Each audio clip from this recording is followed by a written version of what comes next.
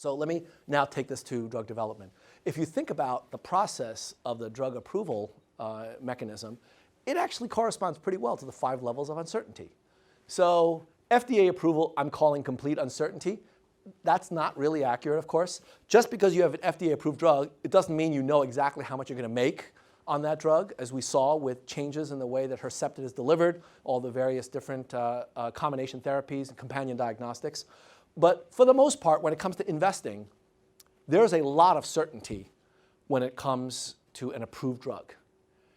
And one example of that is an announcement that was made just a couple of days ago by Royalty Pharma, a drug royalty investment company. They announced just a few days ago that they purchased the rights to the royalty stream of Tysabri, which is a multiple sclerosis drug. They paid over $2 billion in cash for this right. And of that more than $2 billion, over $1 billion is going to be financed by debt. And it's going to be rated debt, investment grade debt. Now, if that's not an example of certainty, I don't know what is. In other words, bondholders. These are individuals that are so risk averse. One of my bond trader friends say that the way you know a bond trader is, this is the person that when he's crossing a one-way street will still look both ways. Even bond investors are willing to invest in an approved drug because the cash flows are relatively well understood. Phase 3, you've still got some risk. There are a number of drugs that fail in phase 3. Over the course of the last year, we've had 2 really big failures in Alzheimer's phase 3 trials. So phase 3 definitely has risk, but we think we can actually quantify that.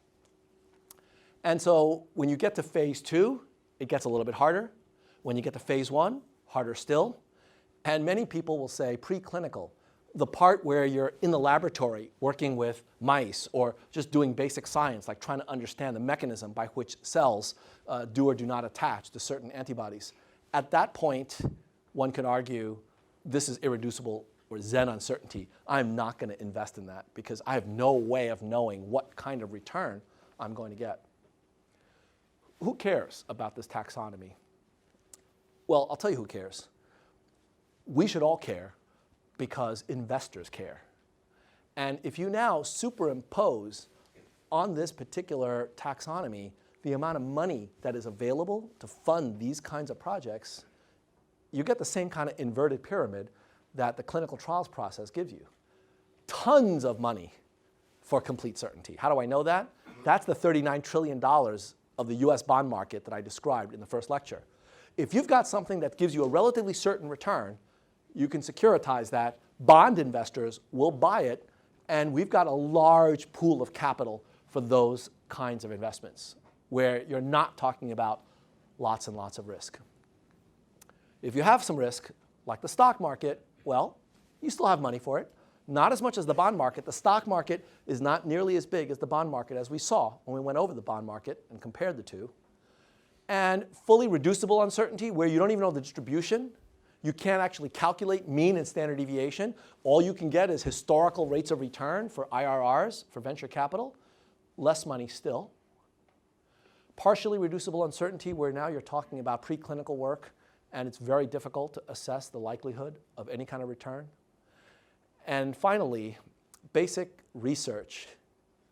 You're talking about philanthropists and the government funding it, because there's no way to earn a rate of return.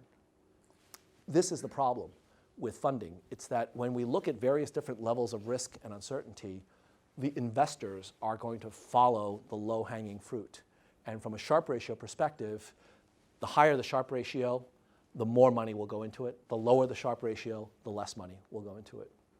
So if you think about the natural players, and we'll talk about this in more detail in some of the case studies that we develop, as well as some of the simulations that we're going to ask you to run, we're going to talk about the natural investors for these various different levels of uncertainty. So for example, with complete certainty, you're going to get investors like banks, money market funds, mutual funds, pension funds, insurance companies. They love fixed income securities because they need to earn yield on their portfolio, but they don't want to take risk. They're not allowed to take risk and risk the principal of their clients' money. But as we progress down this inverted triangle, we get different sets of investors.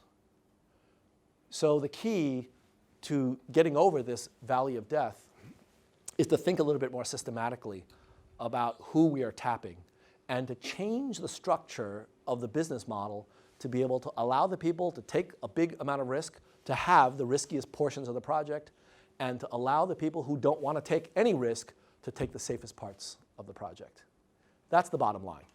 In biomedicine, risk is going up, but our approach to dealing with it traditionally has been to shy away from the high risk and to focus on the low risk. That gives these kinds of cycles of funding in the industry that I think we can do something about if we use more sophisticated financing tools.